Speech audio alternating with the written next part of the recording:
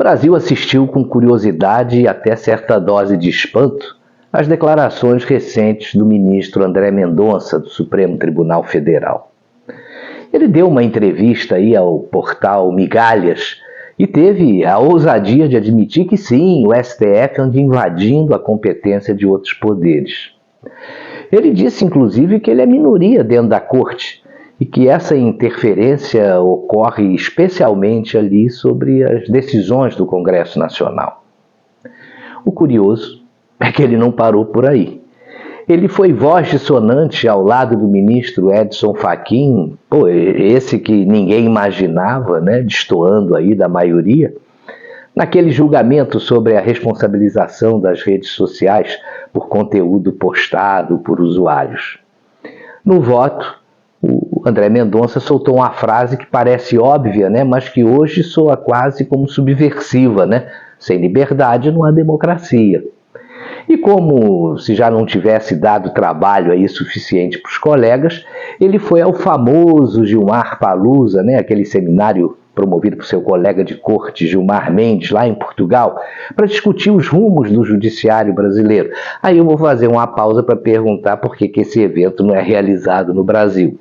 Enfim, voltando aí ao ministro André Mendonça lá no Gilmar Palusa. Ele fez um discurso que foi entendido como uma crítica velada, mas certeira, né, ao método de trabalho aí do ministro Alexandre de Moraes.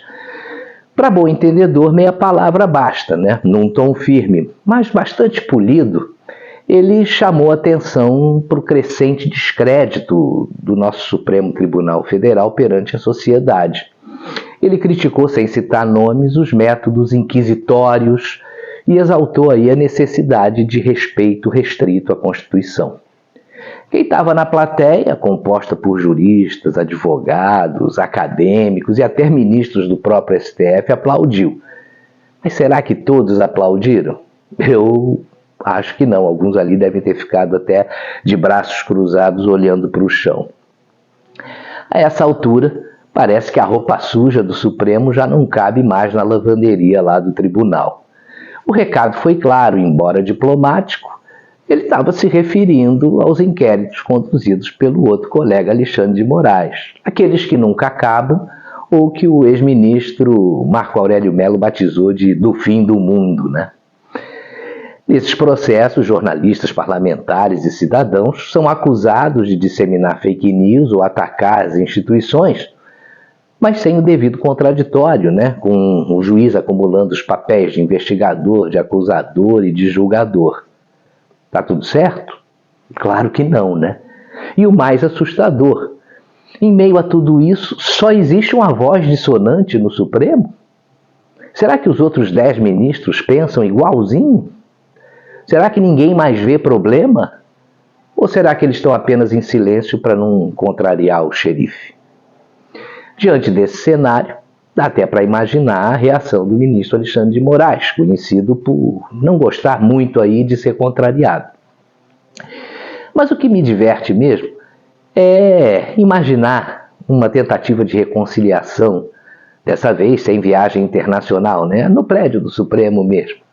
E eu vou tentar aqui passar para vocês alguma coisa misturando ficção com realidade. E a prosa é boa, pode ter certeza. Imagina só, o ministro se levanta e diz que a corte não pode estar dividida.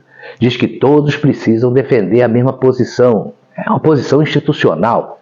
E aí, então, conciliador, ele pega o microfone e começa a cantar Charlie Brown Jr., aquela música Quem fala demais dá bom dia a cavalo e roupa suja a gente lava em casa. Um recado aí direto para o ministro dissonante.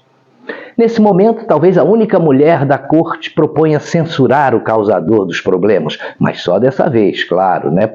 Já que não se pode permitir censura no Brasil sob nenhum pretexto. Bom, enquanto o barraco supremo rola solto, alguém com certeza vai sugerir um outro seminário para discutir especificamente esse assunto. Adivinha onde? Em Portugal, né? E se pedirem um vídeo do discurso do acusador que participou do seminário lá em Lisboa, vai ter ministro dizendo que nunca viu essas fitas. Mas calma, um vai dizer que o problema é de CEP e que as acusações não podem ir adiante. Tem que anular tudo. Vai ter um outro que vai acusar de campanha de descrédito contra o judiciário e, como sempre, alguém vai pedir vistas, talvez por um mês, talvez por uma eternidade. Agora, o auge dessa novela que eu imaginei é o seguinte: o caos toma conta da reunião, todo mundo falando ao mesmo tempo, um bate-boca generalizado. Aí, no meio do tumulto, o ministro acusado vai pegar os documentos em cima da sua mesa, que são as provas que estavam lá para comprovar que a corte tinha agido fora das 4 linhas. Só que ele descobre que um outro ministro passou a mão nos autos e saiu de fininho lá do tribunal. Sem provas, não há crime. E, como sempre, fica tudo como está.